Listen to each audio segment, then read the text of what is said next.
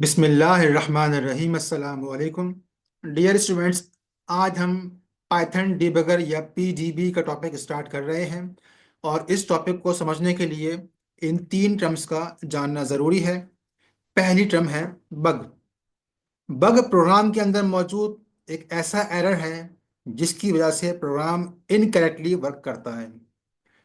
Next है debug या debugging. ये एक प्रोसेस है जिसके अंदर हम प्रोग्राम के अंदर मौजूद बग को फाइंड करते हैं और फिर उसको फिक्स करते हैं। थर्ड है डीबगर। डीबगर एक टूल है या सॉफ्टवेयर है जो कि प्रोग्रामर्स की हेल्प करता है during the process of debugging. अब इन तीनों टर्म्स को एक प्रैक्टिकल एग्जांपल से अंडरस्टैंड करते हैं। मैं लिखता हूँ print welcome to the club, और फिर मैं लिखता हूँ ओनली फीमेल्स आर अलाउड। अब मैं इनपुट मांगता हूं जेंडर की with the help of input statement enter gender. और यूजर के बाद दो ऑप्शन है, आइदर मेल और फीमेल। अब यूजर की दी हुई इनपुट को हम with the help of if statement check करेंगे कि वो मेल है या फीमेल है। अगर मेल है तो हम कह देंगे यू आर नॉट अलाउड, और अगर वो फीमेल हो तो हम प्रिंट कर देंगे यू आर अलाउड। प्रोग्राम हमारा तैयार है, इसको अब रन करते हैं। इसने प्रिंट कर दिया welcome to the club only females are allowed enter gender. अब मैं एफ फॉर फीमेल टाइप करता हूं तो उसने कह दिया यू आर अलाउड। इस प्रोग्राम को सेकंड बार चेक करते हैं। अब की बार मैं use case M for male इस्तेमाल करूंगा, और अब भी इसने कह दिया यू आर अलाउड। हालांकि इसको अब कहना चाहिए था यू आर नॉट अलाउड।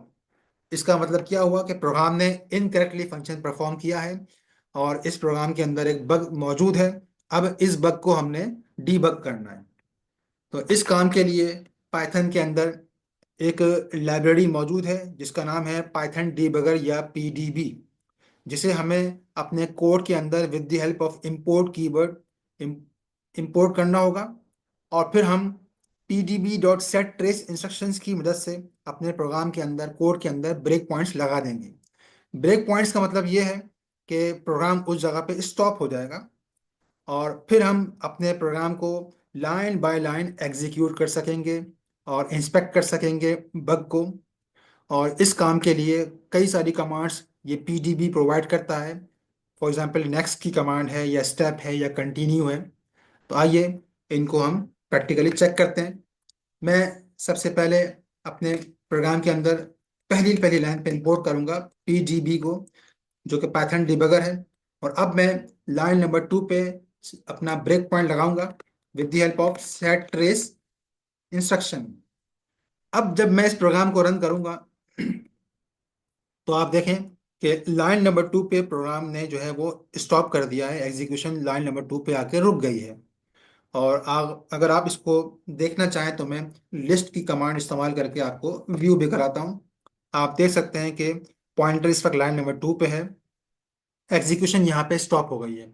अब मैं पीडीबी की नेक्स्ट कमांड इस्तेमाल करूंगा स्टेप वाली, ताकि मैं नेक्स्ट लाइन जो है उस लाइन पे जंप करूं, लाइन नंबर 3 पे जंप करूं।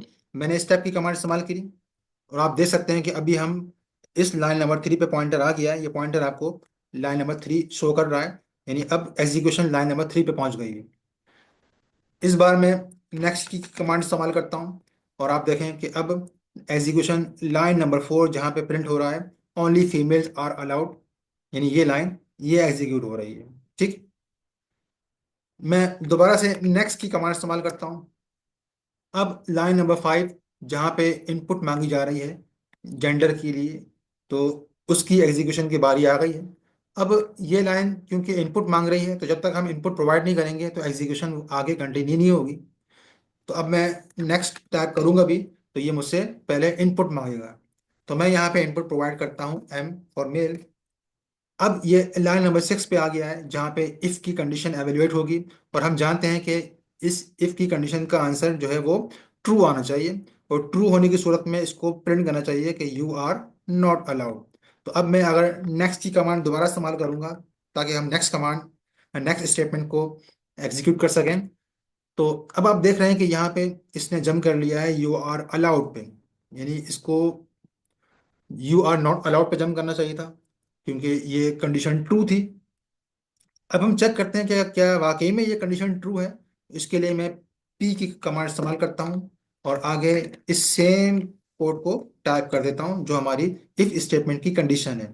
इसको मैंने यहाँ पर टाइप कर दिया है, और अब मैं with the help of this P command इसको एवेलुएट करता हूँ कि क्या इसका आंसर आता है। मैंने एंटर किया तो आपने देखा इसका आंसर फॉल्स आ गया है।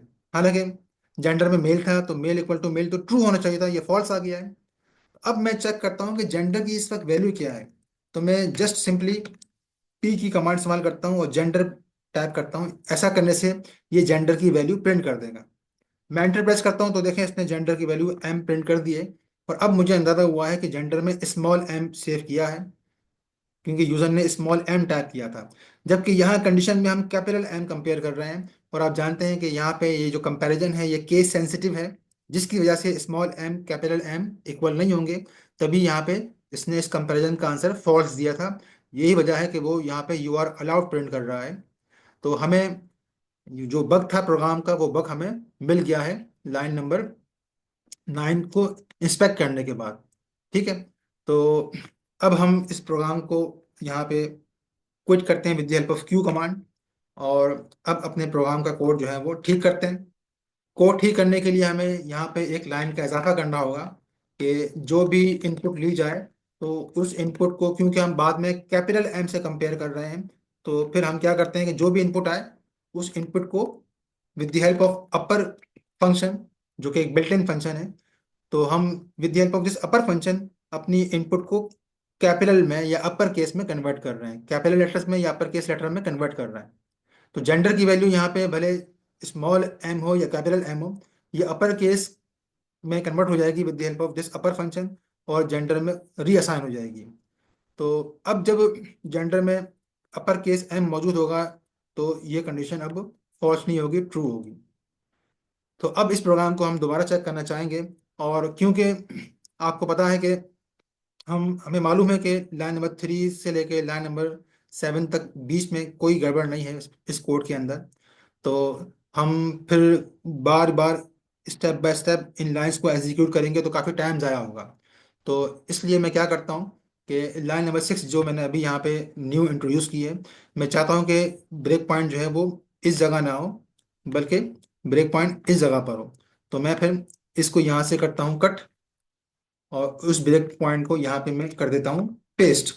तो अब हमारा कोड जो है वो जब हम रन करेंगे तो इस जगह पे ब्रेक नहीं लगेगा, बल्कि जिस जगह पे हमने ब्रेक पॉइंट का इस्तेमाल किया है लाइन नंबर 5, इस जगह में भी हमारा कोड जो है वो स्टॉप कर देगा एग्जीक्यूशन को। तो अब मैं इस प्रोग्राम को रन करता हूँ। तो आप लोगों ने देखा कि क्योंकि इनपुट हम मांग रहे हैं तो इसलिए इनपुट की वजह से वो इस पॉइंट पे रुक गया है। बाकी जो वेलकम टू द क्लब था या ओनली फीमेल्स अलाउड था, वो वाली स्टेटमेंट जो है वो एग्जीक्यूट हो गई हैं।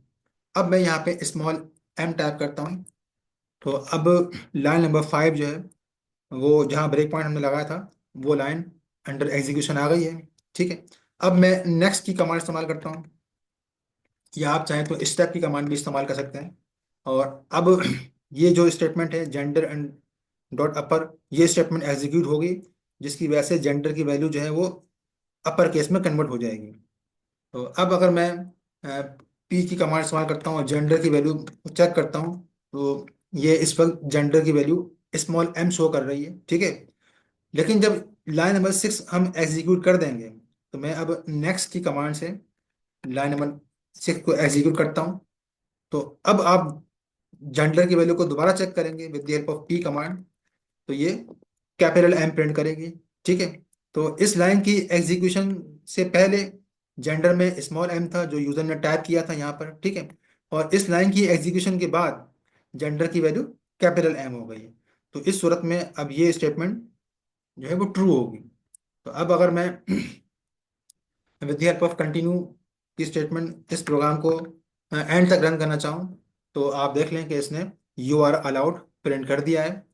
और हमने देखा कि किस तरीके से हमने इस डिबगर को इस्तेमाल करके अपने प्रोग्राम की हर लाइन को स्टेप बाय स्टेप एक एक करके एग्जीक्यूट किया और इंस्पेक्ट किया, और फिर हमने अपने प्रोग्राम में मौजूद बग को ट्रेस कर लिया।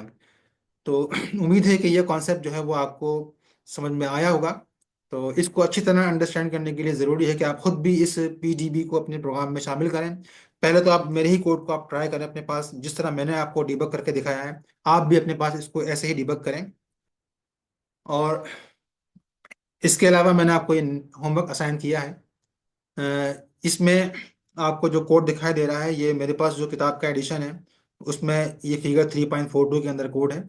इस कोड को भी और फिगर 3.43 में जिस तरीके से इस कोड को डिबग किया गया है, तो इसको आप नोट कर लें और इसको अपने पास घर में ट्राई करें। और कोई प्रॉब्लम हो तो आप मुझसे कमेंट्स में पूछ सकते हैं। ये आपका होमवर्क है। अल्लाह हाफिज़।